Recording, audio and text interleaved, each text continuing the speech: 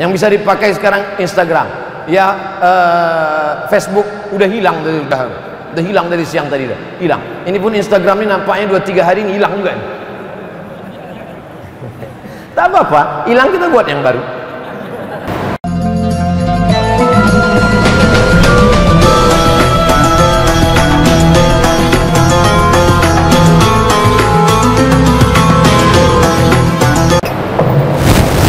Bismillahirrahmanirrahim. Assalamualaikum warahmatullahi wabarakatuh. Alhamdulillah wassalatu wassalamu ala rasulillah Sayyidina wa maulana Muhammad ibni Abdillah wa ala alihi wa sahbihi wa man da'a bida'watihi wa istanna bisunnatihi ila yaumi liqa'i rabbih. Jamaah Masjid Markaz Islami Bangkinang, Kabupaten Kampar, Provinsi Riau, yang hadir pada malam hari ini, pada malam yang ketiga Ramadan, maupun yang mengikuti program ini melalui streaming, melalui YouTube, melalui berbagai macam program, insya Allah baik yang langsung maupun tak langsung semuanya mendapatkan kemuliaan dari Allah Subhanahu wa Ta'ala. Amin ya Rabbal Alamin. Kita kaji malam ini terdapat dalam kitab Sunan Ibnu Majah, diriwayatkan dari sahabat Nabi bernama Abdus Syams, Abdu hamba, Syams matahari, Abdus Syams hamba matahari. Nama ini tak baik, mengandung syirik, maka dirubah Nabi namanya menjadi Abdurrahman. Nama ayahnya Sakhar, nama kampungnya di Yaman Daus, maka nama lengkapnya Abdurrahman bin Sakhar Ad-Dausi. Dia masuk Islam pada tahun ke-7, terlambat masuk Islam. Yang lain masuk Islam ketika di Makkah, yang lain masuk Islam menjelang hijrah. Dia masuk Islam setelah 7 tahun pindah ke kota Al-Madinah Al-Munawwarah. Datang dia dari Yaman, menyeberang sampai ke Madinah, menjumpai Nabi, masuk Islam. Tapi walaupun dia terlambat masuk Islam, dia bersama Nabi hanya 3 tahun saja. Masuk Islam tahun ke-7, Nabi meninggal tahun ke-11 bulan Rabiul Awal. Hanya 3 tahun 3 bulan.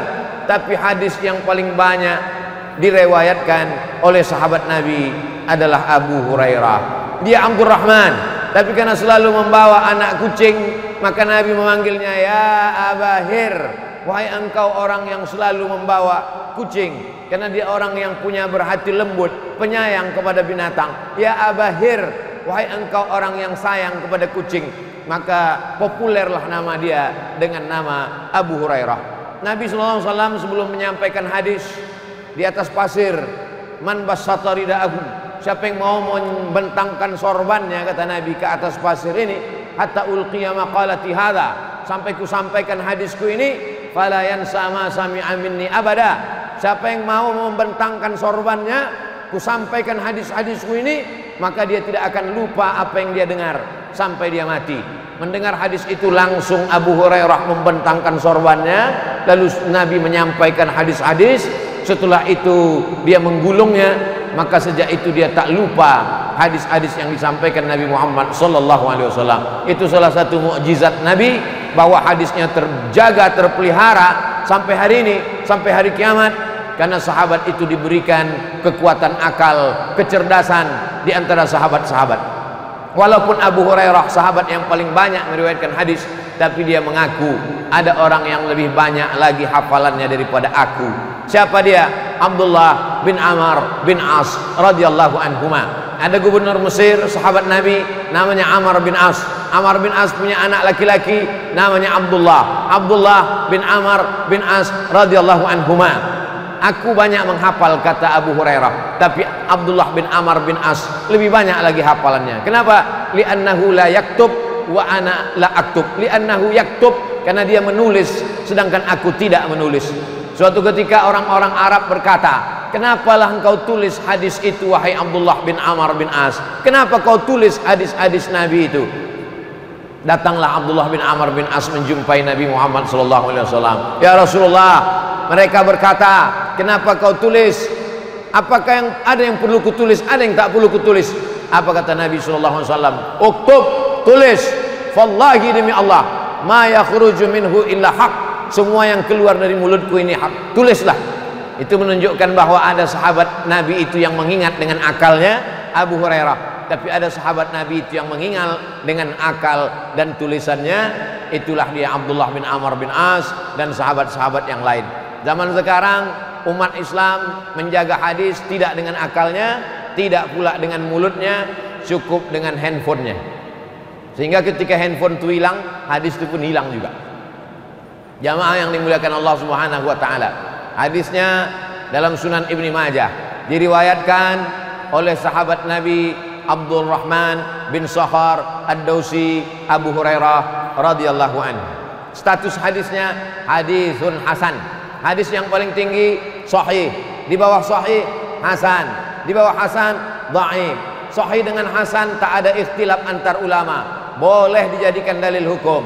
Dhaif 5 syaratnya baru boleh diriwayatkan. Bukan dalam masalah halal haram, bukan dalam masalah akidah, tidak ada periwayatnya yang kadzab, pendusta, penipu, pembohong, masih bernaung di bawah hadis sahih, dan dia untuk fadail a'mal.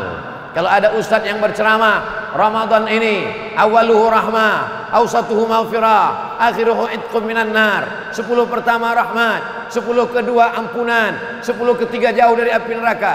Hadisnya dhaif, tapi masih cukup 5 syarat. Dia bukan dalam masalah halal haram, dia bukan dalam masalah akidah, masih bernaung di bawah hadis sahih, tidak ada periwayatnya yang kadzab, pendusta, penipu, pembohong, dan dia untuk fadail a'mal. Maka silakan. Allahumma barik lana fima razaqtana wa qina azabannar. Hadis dhaif, tapi masih boleh diamalkan karena masih cukup 5 syarat. Tidak dalam masalah halal haram, bukan dalam masalah akidah, tidak ada periwayatnya yang kadzab, pendusta, penipu, pembohong, dan dia masih bernaung di bawah hadis sahih untuk fadail a'mal. Allahumma laka sumtu wa bika amantu ala rizqika aftartu bi rahmatika ya arhamar rahimin.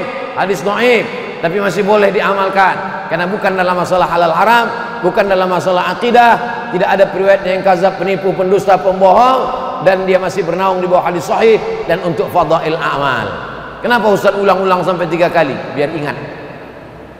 Diulang aja tak ingat, apalagi tak diulang.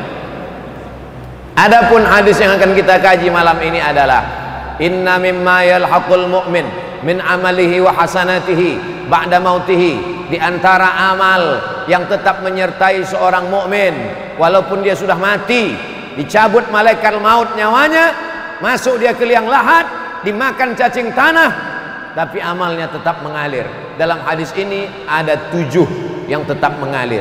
Bagi yang mencatat, anak-anak sekolah, 7 amal tetap mengalir setelah mati menghadap Allah Subhanahu wa ta'ala. Yang pertama, ilman 'allamahu wa nasyarahu. Ilmu yang diajarkan dan disebarkan. Cobalah tengoknya adilnya Nabi Muhammad SAW. Seandainya Nabi mengatakan yang mengalir itu hanya ilmu yang diajarkan, betapa sedihnya kita yang bukan buya, bukan kiai, bukan tuan guru, bukan alim ulama, bukan profesor doktor, bukan buya. Kami tak pernah mengajar, tapi di situ dibuatnya 2. Allamahu wa nasyarahu. Bukan mengajar saja, tapi ada satu lagi, nasyarahu. Apa arti nasyarahu? Share. Yang sanggup mengajar, mengajar. Tak sanggup mengajar, share. Share saja ilmu ini banyak-banyak. Like and share. Banyak sebarkan. Begitulah hebatnya. Dia bukan ustadz, bukan alim ulama, tapi ikut merekam kajian malam ini dengan kamera. Yang resmi 2, yang tak resmi banyak, dia sebarkan. Maka itu pun ikut dalam kategori allamahu wa nasyarahu. Kira-kira Ustadz Nazri yang mengimami kita tadi, berapa murid yang sudah khatam Al-Quran dengan beliau? Berapa yang sudah hafal juz 30 dengan beliau? Berapa yang tahu idgham, ikhfa, qalqalah, gunnah, bila gunnah, makharijul huruf, sifatul huruf, bagaimana huruf fa, bagaimana huruf a, bagaimana huruf za? Berapa imam yang sudah diseleksi beliau? Berapa imam yang lulus fit and proper test kabupaten kota Pekanbaru, musabaqah tilawatil Quran? Allamahu wa nasyarahu. Kalau sudah disebut ilmu, banyak kita berkecil hati. Kami ini hanya ibu rumah tangga Pak Ustadz, kami ini hanya emak-emak Pak Ustadz. Apa yang bisa kami ajarkan Pak Ustadz? Suatu ketika saya sedang di sekolah SD. SD saya dekat masjid. Pas azan zuhur, hayya 'alas shalah, kata muazin. Guru bertanya, apa jawab hayya 'alas shalah? Tak ada satupun di kelas yang bisa menjawab.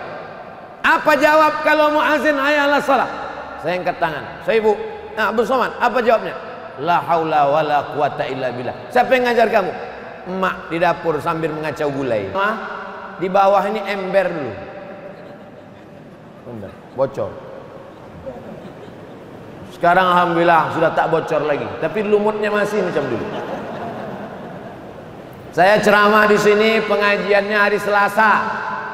Subuh membaca kitab At-Targhib wa Tarhib Al-Hafiz Al-Munziri 1000 lembar. Disuruh Ustaz Mawardi. Abdul Somad mengajar, bacakan kitab Targhib wa Tarhib. Malam ba'da Isya, habis itu saya tidur di belakang di kantor MUI.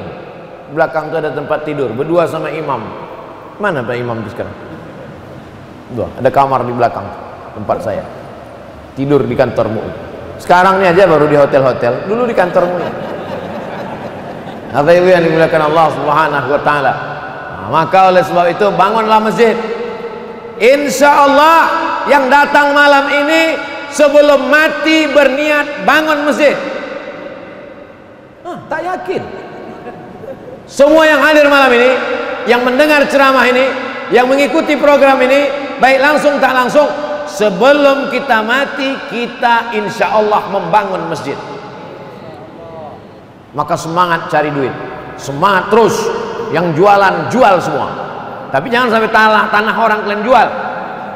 Yang punya tanah kosong, tanam sawit, tanam gota, karamba ikan, usaha terus, jualan. Niatnya apa? Niat bangun masjid.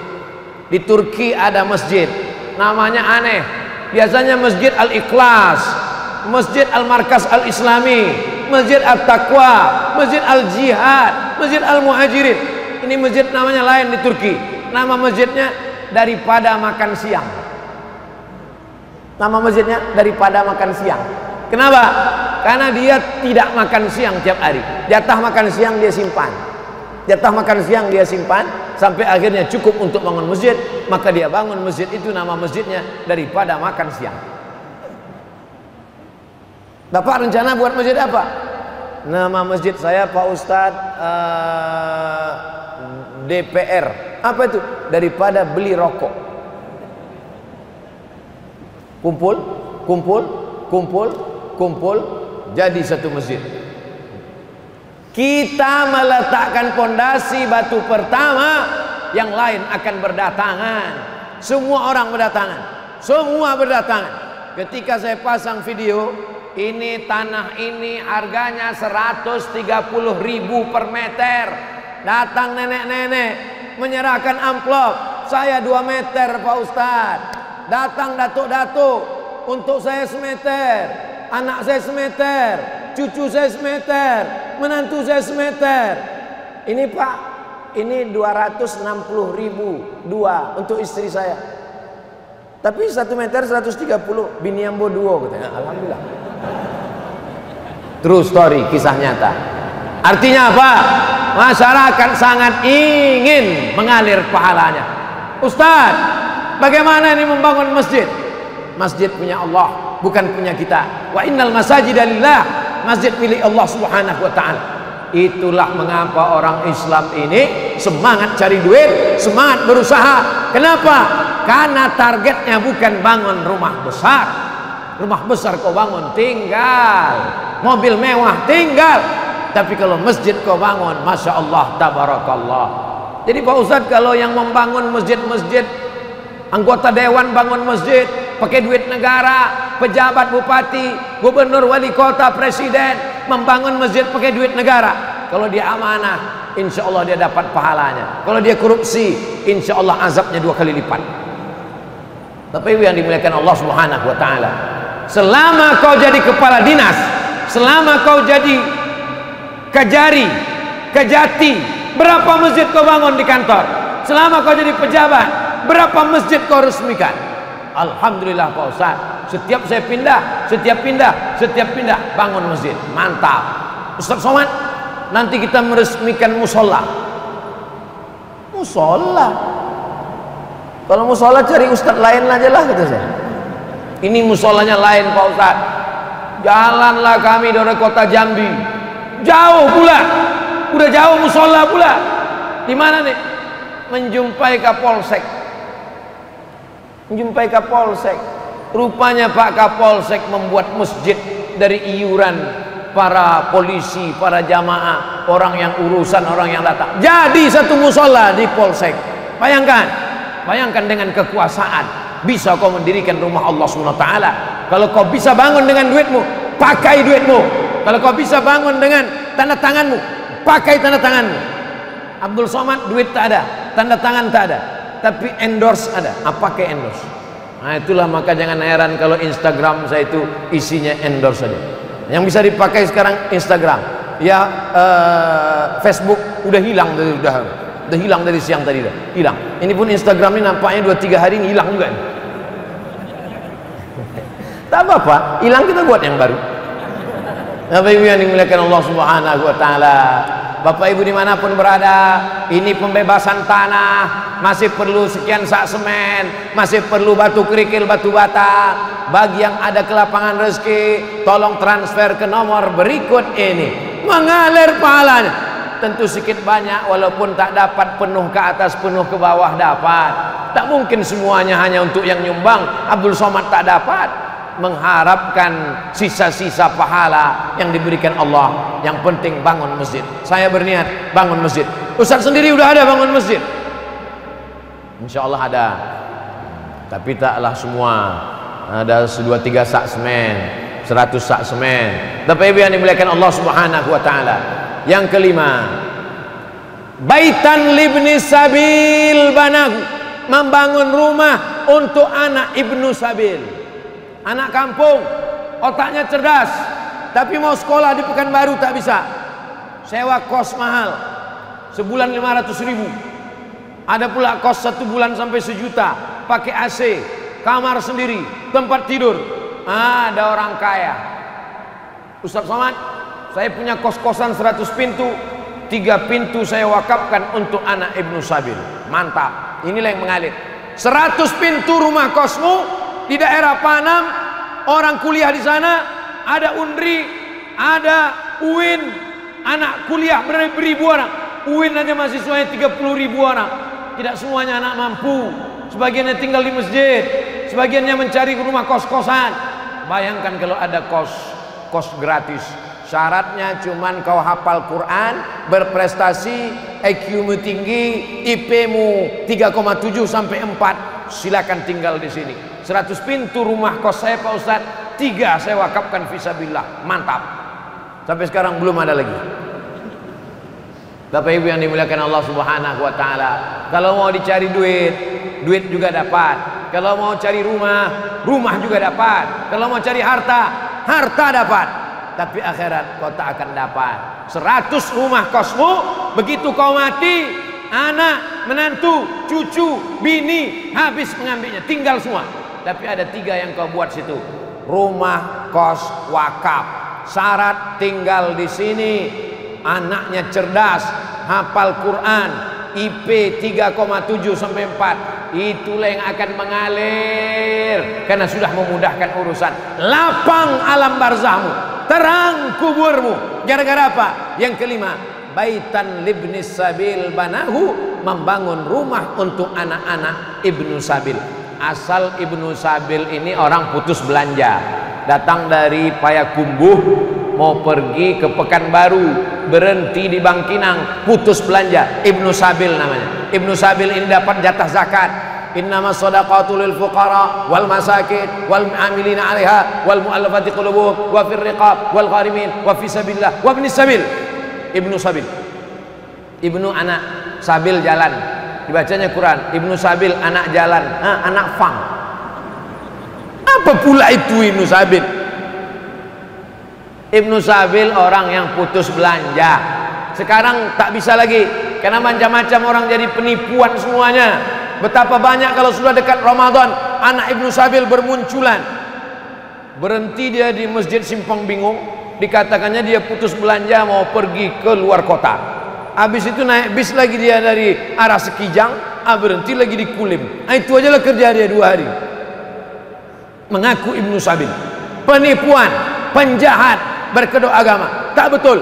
Tapi kita jangan sampai tobat untuk beramal soleh. Kita buatkan baitan libni sabil, rumah untuk anak Ibnu Sabil, rumah jompo bisa, rumah anak yatim piatu bisa. Udah kusampaikan ya Allah, memang kusampaikan di Masjid Markas Islami Bangkinang Kabupaten Kampar Riau, tapi video ini ditonton orang seluruhnya. Saudara-saudaraku yang sedang bekerja di Hong Kong, bekerja di Bangkok, bekerja di Saudi Arabia, bekerja di Malaysia, di Brunei Darussalam, kalian buat rumah untuk Ibnu Sabil di kampung kalian. Buat rumah Quran, rumah Quran. Pagi anak belajar TK Quran, malam maghrib mengaji dari maghrib ke isya, sore ibu-ibu pengajian wirid yasin, mengalir pahalanya. Buatlah yang sibuk selama ini untuk membeli TV besar, kulkas besar, mobil besar, silakan kau beli. Tapi ingat, berapa banyak orang di kampung mati tak meninggalkan apa-apa. Abdul Somad tak ada kepentingan. Abdul Somad hanya ingin mengingatkan bahwa rezeki yang kita cari pergi pagi pulang petang, peras keringat banting tulang, tinggal yang tetap mengalir. Nih yang kelima. Yang keenam, nahran ajrahu, mengalirkan sungai. Sungai itu apalagi dialirkan? Sungai Kampar mengalir, sungai Indragiri mengalir, sungai Siak mengalir, sungai Rokan mengalir. 4 sungai besar memotong pulau Sumatera dari pantai timur ke pantai barat, dari pantai barat ke pantai timur. Dipotongnya Riau ini 4 sungai, ujung Indragiri, Kampar, Siak, paling ujung sungai Rokan, Rokan Hulu, Rokan Ilit. Untuk apa lagi mengalirkan sungai? Mengalirkan air. Alhamdulillah sudah dibangun sumur bor sebanyak 61 titik. Bayangkan itu, 61 titik sumur bor. Satu sumur bor berapa itu?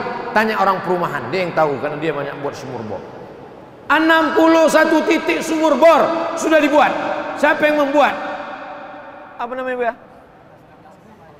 KKB, Komunitas Kampar Berbagi. Bukan Nambo, mudah. Ya Rasulullah, ya ummi matat, emak saya mati, emak saya meninggal. Afa atasaddaqu anha, kalau saya bersedekah untuk emak saya, apakah pahalanya sampai? Kata Nabi, tasaddaq, silakan sedekah engkau untuk almarhumah emak, silakan sampai. Ayu sadaqatu afdal, apa sedekah yang paling afdal? Kata Nabi, sakyul ma, memberi air minum. Sedekah paling afdal memberi air minum. Sedekah yang sudah dikasih mesti diminum. Bismillahirrahmanirrahim.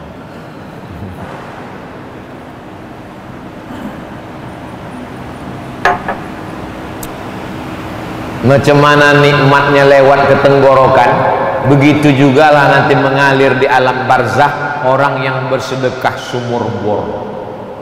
Sanggup buat sumur bor sendiri? Silakan. Pak, buat sumur bor Dayan Surang. Bapak enggak mau sama yang lain? Enggak, saya mau sendiri masuk surga.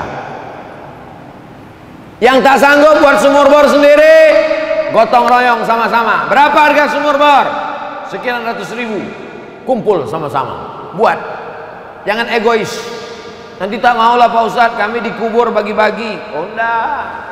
Jangan pakai logika berpikir dunia. Man yassara an mu'sirin, siapa yang memudahkan urusan orang di dunia, yassarallahu anhu yaumal qiyamah, dimudahkan Allah urusannya pada hari kiamat.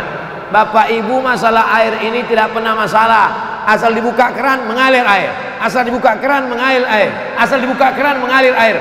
Coba masuk ke hutan, coba masuk ke hutan.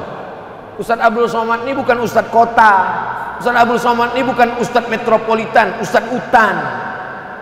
Masuk hutan, keluar hutan. Sampai kami di dalam hutan 5 jam naik sepeda masuk ke hutan, tidur di atas musola, tidur di atas musola kayu, lantainya semen pecah-pecah, retak-retak. Jam 3 malam, jam 4 malam bangun mau buang air kecil, turun ke bawah, gelap sendirian. Tak mungkin kita bangunkan orang, ketahuan lah Ustadz ketakutan. Turun sendiri. Takut hantu Pak Ustadz? Hantu tidak, tapi waktu mau masuk hutan itu tertulis besar-besar, konservasi alam harimau Sumatera.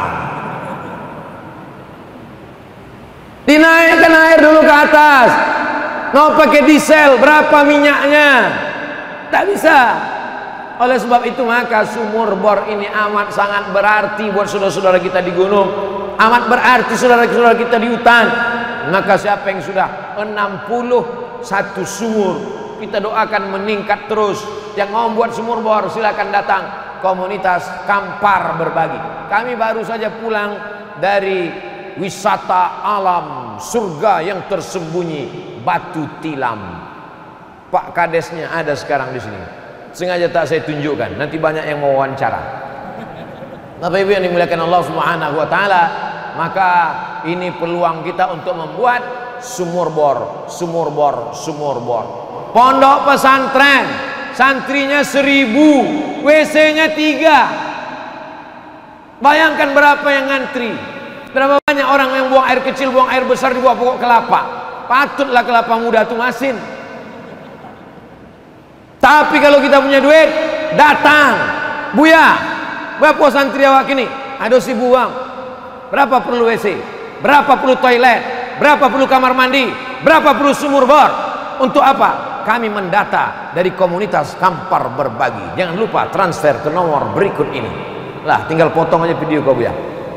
Bapak Ibu yang dimuliakan Allah Subhanahu wa taala, yang terakhir yang ketujuh, shadaqatan akhrajaha min malihi. Sedekah yang dia keluarkan dari hartanya, fi sihatihi, waktu dia masih hidup, wa hayatihi, waktu sehat, waktu hidup, yalhaquhu ba'da mautihi, maka akan mengalir untuk dia setelah mati. 7. Tapi selama ini katanya Pak Ustadz 3 saja. Idza matal insan, kalau manusia mati, in qata'a amaluhu, amalnya putus, illa min salasin, kecuali dari 3. Shadaqatun jariyah, ilmun yuntafa'u bih, waladun salihun yad'u lah. Itu hadis sahih Muslim. Yang 3 itu sahih Muslim. Sedangkan yang kita kaji malam ini dalam Sunan Ibni Majah. Kontradiktifkah dia? Tidak. Kalau ada hadis kontradiktif dengan satu hadis, namanya mukhtaliful hadis. Ulama pertama yang membahas mukhtaliful hadis Imam Muhammad bin Idris Asy-Syafi'i, nama kitabnya Ikhtilaful Hadis. Tidak ada kontradiktif. Anak soleh, ilmu yang bermanfaat, sedekah jariah, ditambah dengan yang 7 tadi. Bahkan ada sebagiannya disebutkan yang ada dalam 3 hadis ini ada di yang 7, tapi yang ada di yang 7 tak ada di dalam 3 hadis. Intinya, mari kita semangat bekerja, mari semangat cari duit, tapi yang mau dibuat adalah yang 7 ini, insya Allah. Itulah kaji kita pada malam hari ini. Lebih kurang 50 menit kita bersama. Mudah-mudahan apa yang kita kaji ini bernilai amal soleh, kita amalkan. Yang muda-muda semakin semangat, yang tua-tua pun lebih semangat. Karena yang tua-tua ini mau mati, mau masuk ke liang kubur, mau masuk ke liang lahat. Jangan lagi ganti mobil, jangan lagi ganti rumah. Berpikirlah apa yang akan kita persiapkan menuju alam barzakh. Yang muda jangan semangat, yang tua jangan putus asa. Yang muda jangan terlalu bersemangat, tapi hidup ini yang paling penting adalah apa amal soleh yang kita amalkan. Para asatiz, para tuan guru, mohon maaf atas segala kesilapan. Terima kasih segala perhatian. Aqulu qouli hadza astaghfirullah li wa lakum. Wassalamualaikum warahmatullahi wabarakatuh.